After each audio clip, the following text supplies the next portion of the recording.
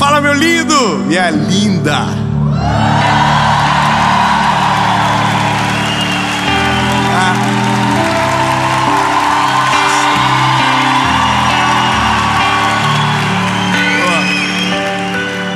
Não tem como ser, sabe, melhor do que isso. Tá muito bom.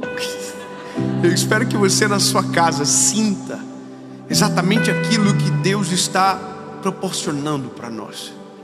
A palavra, ela é viva. Eu não sei você, mas eu me sinto abraçado pela presença de Jesus de uma maneira que eu não sei explicar. Mas há uma paz que domina o lugar, há uma paz que domina o ambiente, e que essa paz domine o seu coração, que você seja alcançado por esta palavra. Mas eu quero te pedir um favor antes. Eu sempre tenho que fazer isso. Olha, os irmãos, o povo clama.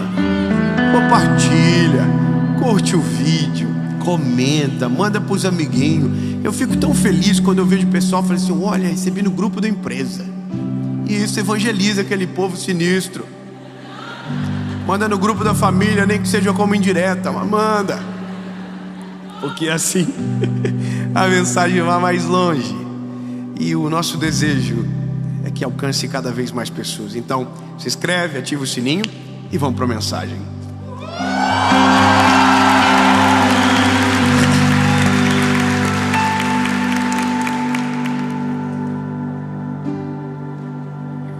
O texto é de João, capítulo de número 4, versículo de número 6.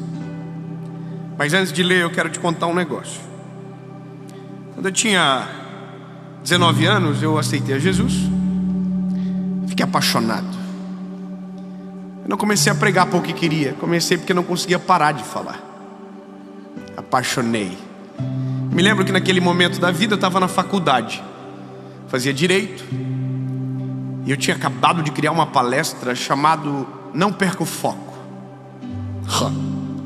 Eu era muito metido, porque meu sonho era ser professor universitário. E eu pensava comigo: como que eu vou ser um professor de faculdade? Pobre. Meus pais não tinham nenhuma influência naquela universidade. Não tinha o QI, quem indique. Então eu pensei: vou ter que construir um caminho sozinho. E fiz um projeto onde eu dava uma palestra para todas as turmas de direito que entravam na faculdade, para falar sobre as matérias propedêuticas do que as pessoas iriam ouvir. E eu estava só no segundo semestre, mas eu parecia que estava no 10º, porque eu tinha estudado bastante. E eu me lembro que aquilo virou um outro projeto, um projeto social, onde eu ia nas escolas para falar com alunos que estavam com alto índice de reprovação. Então essa era a minha realidade. Eu fazia porque tinha um desejo de ser um professor, mas aquilo estava virando um ministério e eu não sabia, sabe?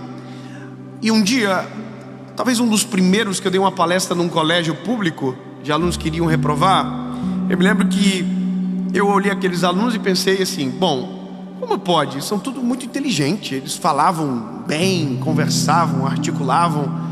E eu fiquei pensando: por que eles estão com problema para passar de ano, né? O que acontece? Aí eu perguntei para a professora: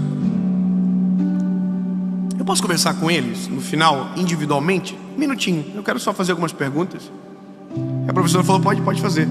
Não é a minha área, eu não sou psicólogo, mas eu só queria conhecer mesmo. E eu perguntei: oi, tudo bem? Qual que é o teu nome? A pessoa falava. E aí as histórias eram todas muito parecidas. Todos que estavam ali, na maioria, estavam dentro de uma família desestruturada emocionalmente, os pais separados, e aquilo era só reflexo, na verdade. Mas teve uma história que acabou com o meu coração. A menina falou: Dave, a minha mãe me rejeitou. Eu falei: sério? Como assim? Ela falou: a minha mãe um dia falou para mim nos meus olhos, dizendo que ela não queria que eu tivesse viva, e que ela não me amava. E aí, obviamente, ela chorou, eu também. Abracei ela, mas sabia que aquele meu abraço não era suficiente, porque eu era só um garoto dando uma palestra, e o que faltava para ela era uma mãe. que a amava. Engraçado imaginar que tem alguém que tem coragem de chegar para uma criança e dizer: olha, eu não te amo. Eu não queria que você estivesse vivo. Para uma criança o impacto é muito maior, porque a palavra amar, o verbo amar, está sendo descoberto. Então ela aprendeu sobre o amor da maneira mais perversa que existe, porque quem deveria dar negou o amor a ela. E o resultado, ela era uma garota que tinha muitos problemas emocionais e que provavelmente iria reprovar. E sabe, a nossa perspectiva de amor, ela é muito filtrada pelas experiências que nós temos. Quando a gente fala de Jesus, e a minha missão é falar de Jesus, existe uma palavra que é meio que uníssona. Ele é Pai. Você já deve ter ouvido. Ele é Pai. Só que milhares de pessoas foram rejeitadas justamente por essa figura. Pela figura do Pai. Pela figura de quem deveria zelar pelo amor e amar. Então a conjectura de amor, ela é totalmente pervertida. Ela é nuviada. Então o sentimento de rejeição basicamente está enraizado no coração de muita gente. E as decisões são resultados de um sentimento errado. Eu vou deixar bem claro isso com a palavra. Escute. O texto é de João, capítulo de número 4. Você vai descobrir os efeitos que isso tem e talvez identificar que algumas coisas que você fazem tem a ver justamente com algo que está aqui dentro e que filtra a forma que você enxerga Jesus e o amor dele. Olha, João 4:6 diz o seguinte: estava ali a fonte de Jacó. Jesus, cansado do caminho, assentou-se junto da fonte. Era quase meio-dia. E veio uma mulher de Samaria tirar água e disse: Jesus, dá-me de beber. Jesus disse a ela: dá-me água de beber. Porque os seus discípulos tinham ido à cidade comprar comida. Ele estava sozinho. E disse, pois, a mulher samaritana: como eu, sendo samaritana, vou dar água para um judeu? Amém. Há um texto nos evangelhos que diz que Jesus, antes de chegar à cidade de Samaria, ao poço de Jacó, pediu que os seus discípulos entrassem na cidade adjacente para pegar comida. Ou seja, esse encontro com Jesus não foi um acaso. Esse encontro com Jesus foi planejado por Jesus. Ele sabia quem encontraria no poço. É muito maravilhoso imaginar. Jesus já sabia a história inteira. Já sabia quem estaria no poço. Só que os motivos do horário, dos efeitos dessa história, elas precisam ser, colocadas à luz. Porque uma mulher não iria no poço meio-dia se ela se sentisse normal. Ela está indo no horário mais quente do dia por um motivo. Ela não quer ser enxergada por ninguém. Ela não quer ser vista, ela não quer ser encontrada, porque na cabeça dela o valor dela não existe. Ela não sabe mais quanto ela vale. A vida que ela decidiu viver o fez entrar em relacionamentos que se perderam ao longo do tempo. E ela já estava no 5º marido, então estava tudo errado a vida dela, estava um caos. Então a Bíblia diz que ela está na hora mais quente do dia no poço, porque ela não está vivendo, ela está se escondendo. Ela não está querendo de verdade, matar a sede. Ela está fazendo o que dá. Não era um bom horário para aquilo, mas agora começa a melhor parte da história, porque a Bíblia diz que Jesus apareceu. Pronto. Se tem alguém que sabe o que acontece, você pode já dizer assim um sucinto: Glória a Deus. Então eu vou dizer de novo. A Bíblia diz que do nada Jesus apareceu.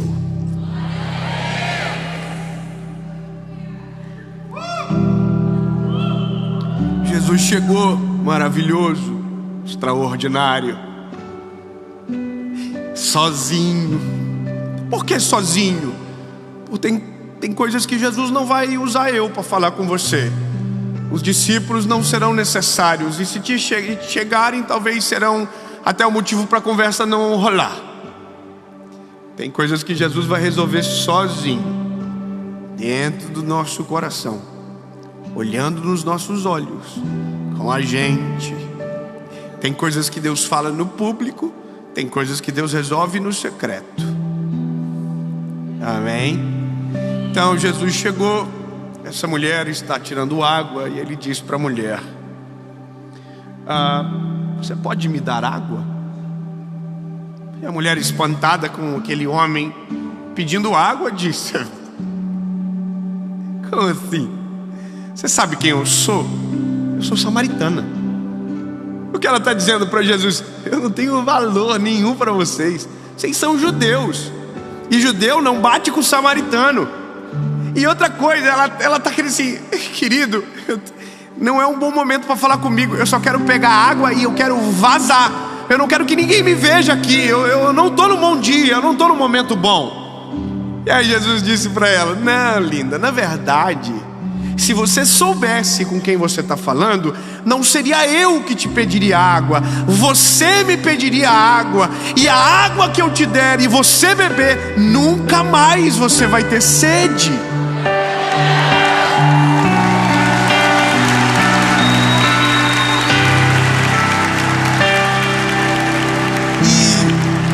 E isso é a história de nós. É a nossa história. Porque nós não sabemos do nosso valor até que Jesus aparece. Nós não sabemos quanto valemos até o dia que a gente conhece Jesus. Enquanto Jesus não entra, bebê, você tem uma percepção completamente equivocada do seu valor. E a gente só vive uma situação, uma sociedade tão doente porque não se sabe o valor que você tem. Eu vou ser mais específico. Você conhece a expressão amor bandido? Amor bandido. Gente que se entrega a paixões que a ferem. Você já viu isso? Tem gente, tem mulheres que apanham dos maridos, e elas vivem como se aquilo fosse comum. É como se a vida para ela é aquilo, e é o que ela merece, porque ela não sabe o valor que ela tem. Quem não sabe quanto vale, qualquer preço oferecido serve, qualquer proposta corrompe, qualquer sentimento nos rouba, qualquer acusação nos fere, qualquer, palavra de maldição nos atinge, porque não sabemos o nosso valor. Agora, quando sabemos o nosso valor, quanto valemos para aquele que nos comprou, aí, bebê, aí fica diferente. O barquinho muda de direção, porque quem sabe o preço que vale não se entrega em qualquer proposta. Sabe por que tem gente que se entrega aos vícios da vida? Porque não sabe quanto vale. Sabe por que tem gente que se entrega ao pecado de uma vez? Porque não sabe quanto vale. Não sabe quanto vale. Quanto você acha que você vale? Quanto vale a tua paz? Quanto vale você? Sério, de verdade, se fosse dar um preço, qual seria o seu preço? Se você estivesse numa prateleira, qual seria o preço seu? Você estaria nos produtos nobres, ou você estaria na promoção? Você estaria na prateleira do que ninguém pega? Porque normalmente a nossa percepção, e eu não estou falando de algo com o ego inflamado, eu estou falando de Jesus. Você vai entender já já. Mas entende, quando o apóstolo Paulo disse: porque fostes comprados por alto preço, Ele está dizendo o seguinte: talvez para você não valha nada, talvez para o outro seu valor é efêmero, mas para quem pagou, custou o filho. Agora, a questão é, a gente só percebe o valor quando olhamos para Jesus e o que Ele faz. A gente só percebe quando Ele entra na história. Então, me permita deixar Ele entrar na história. Me permita, porque é só isso que eu sei fazer na vida. Eu só consigo falar dele. Então, porque Ele entrou, e eu também não tinha muita noção de quanto valia, e vivia qualquer coisa, de qualquer maneira, de qualquer jeito, porque não sabia o preço. Não sabia. Então tinha muita vergonha dele, tinha muito medo dele, e estava muito filtrado por informações equivocadas sobre Jesus. Então a minha vida com Jesus se resumia assim: eu sou alguém que Ele não quer, que Ele não vai usar, que eu não sirvo para Ele, porque Ele é maravilhoso, Ele é demais. Eu sou o Dave, tadinho. Ainda sou, para mim. E aqui a gente olha na Bíblia e a gente identifica claramente em todos os personagens quem se sentia amado, o que vivia, quem não se sentia amado, como era a sua história. Quem ficar tentando o tempo inteiro provar, sabe, provocar, é carência. O nome disso é carência. Você conhece alguém carente? Sabe, a pessoa que fala assim: tu me ama. Você conhece alguém? É você? Qualquer coisa que acontece, porque Deus não me ama, porque é carência. Na palavra tem uma palavra que resume carência, é arrabado, vazio, falta alguma coisa. E aí tem uma história a mais para a gente fechar junto, que é o leproso. O leproso é a mesma coisa da mulher. Não queria estar onde estava, mas como a multidão passou, ele estava perto, aproveitou o ensejo. E a Bíblia diz que quando ele chega perto de Jesus e diz que precisa ser purificado, Jesus trata ele de maneira diferente do que a gente imagina. O leproso imaginou que seria excomungado, expulso, sabe, escorraçado, talvez até apedrejado pela condição que o tinha, porque a doença era contagiosa. Mas a Bíblia diz que Jesus não fez isso. A mulher do poço de Jacó pensou que seria humilhada por Jesus, escorraçada por ele. Jesus não fez isso. A mulher do fluxo de sangue pensou que ia ser humilhada, envergonhada, sabe, Jesus não fez isso. Os cegos que estavam sendo calados pensou que Jesus os mandaria calar. Jesus não fez isso. E esse é o problema nosso, porque a gente olha para os que os outros fazem e pensamos que Deus faria da mesma maneira. Medimos o amor de Deus com as nossas experiências. Então, a partir de agora, quando alguém dizer que Deus é pai, Ele não é o seu pai terreno. Ele é muito maior, e o amor dele é incomparável. Ele não abandona, Ele não rejeita, Ele não exclui, Ele não trata diferente, Ele não tem filho preferido, Ele não trata um melhor do que o outro, Ele não ama um mais do que o outro. Ele é pai, só que não é o pai que a gente conhece. Ele é muito melhor. Ele é perfeito em amar, Ele é perfeito em cuidar, você entende? É muito maior.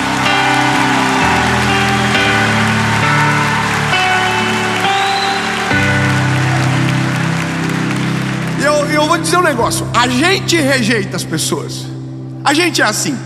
A religião faz isso. A gente rejeita o A, a gente rejeita o B, e a gente diz: você não pode, assim você não consegue. E a gente está dizendo: não. A gente rejeita porque não é o que os nossos olhos gostam de ver, não é o que a gente quer, não é o que a gente acredita. Então a gente diz: não, Deus não te aceita. E a gente olha para a mulher do poço e diz: vaza daqui. A gente olha para o leproso e diz: não toca nele.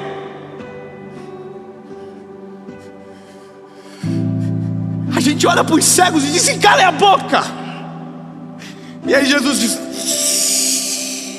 menina, se tu beber dessa água, tu nunca mais vai ter sede. Aí ele chega no leproso e não só cura, como toca o leproso e muda a perspectiva do leproso. Ele não só não manda calar os cegos, como cura os cegos. Tudo aquilo que o mundo rejeita, aquilo que a gente tem agonia, não há nada que Deus não possa fazer e resolver e mudar a história. Porque tem uma coisa: Jesus rejeita algo. Ele rejeita só uma coisa: pecado. Ele rejeita o pecado.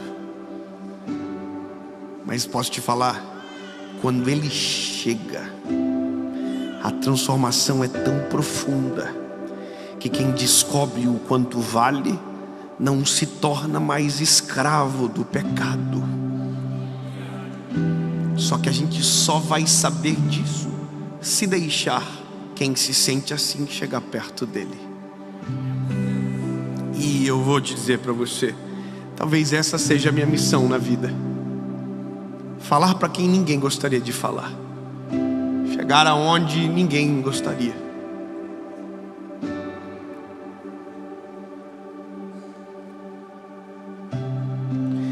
E eu até queria ser normal. Eu queria ser normal, ter um clube e pregar só no clube. Mas não foi por isso que Jesus morreu na cruz. Quando Jesus vai naquele poço e conversa com aquela mulher, Jesus restaura algo dentro dela, o valor dela. O valor. Quando Jesus toca no leproso, Jesus não só cura o leproso, Jesus resgata o valor dele. Quando Jesus cura os cegos, ele não só faz o cego ver, ele restaura a visão do cego. Entende?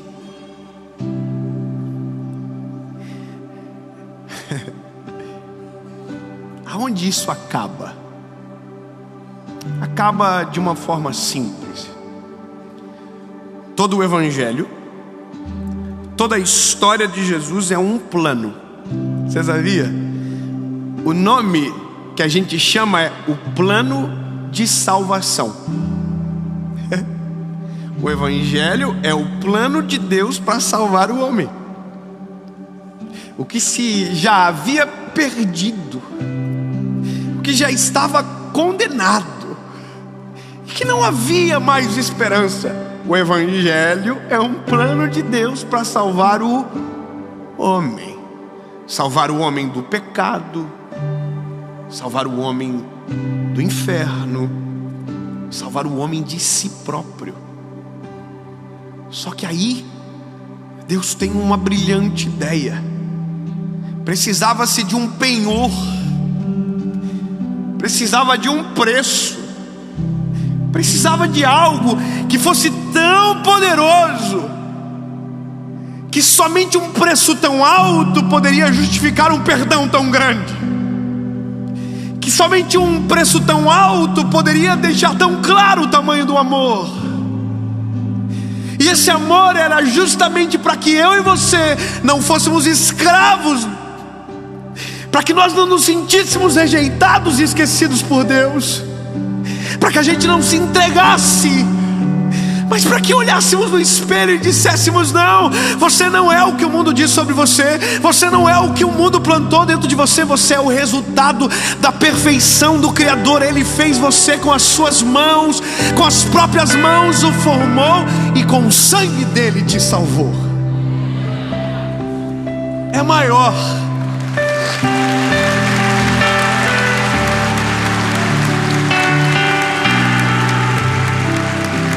E aí, precisava de um preço. Alguém teria que morrer, alguém teria que ser o penhor. E a Bíblia diz que Deus se fez carne, habitou no meio de nós. E um dos textos que eu amo é João, capítulo de número 3, versículo de número 16. Porque Deus amou o mundo de tal maneira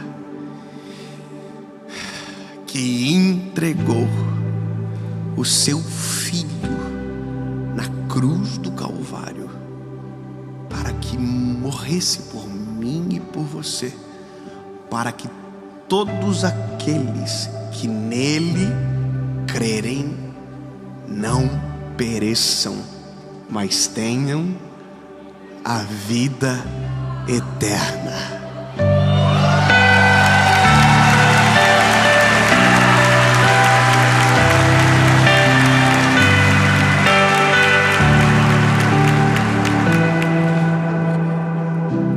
E por isso que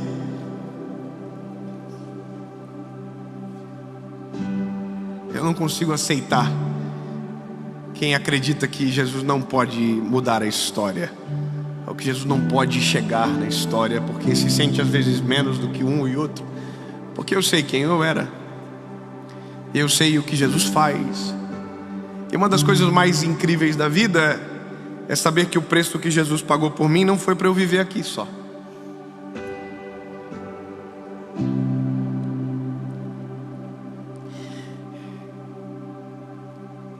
O preço pago foi tão alto que não me dá o direito só de viver na terra,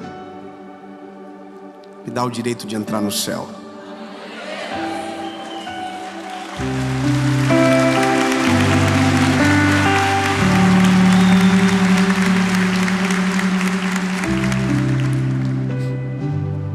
A mulher do poço saiu entrando pela cidade dizendo: eu conheci um homem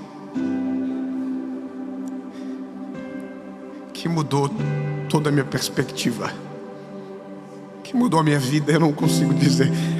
A Bíblia diz que ela entrou na cidade anunciando o que havia acontecido.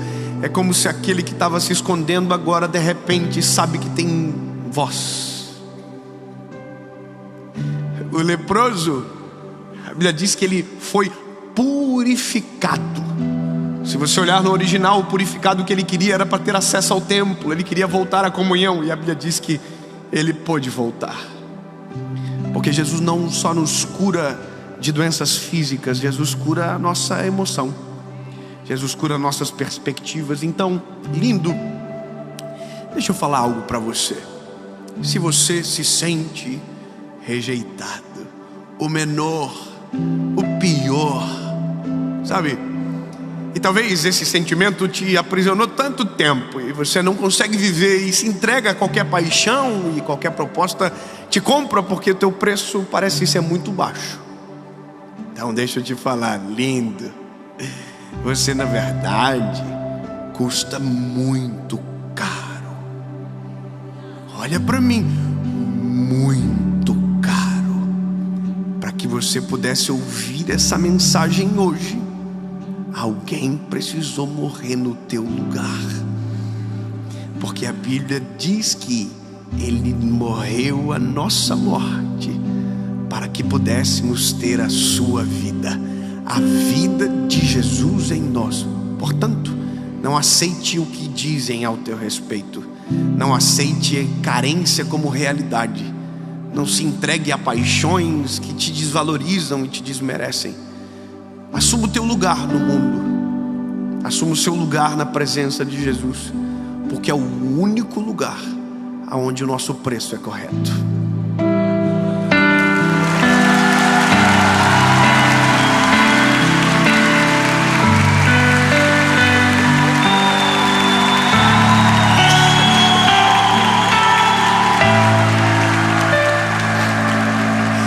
Oh, Jesus, é só contigo mesmo que a gente consegue se sentir amado dessa maneira. É só na tua presença que a nossa alma é curada, nossas emoções cicatrizam, e é só contigo, Jesus. Mas eu tenho noção de que pessoas precisam às vezes de curas mais profundas, precisam que o Senhor entre e intensifique algumas áreas da vida, porque algumas consequências às vezes já se impetraram e parece que agora o Senhor está chegando tarde. Mas o Senhor resgata o nosso preço. O Senhor nos faz lembrar quanto valemos, porque não fomos comprados por pouco valor.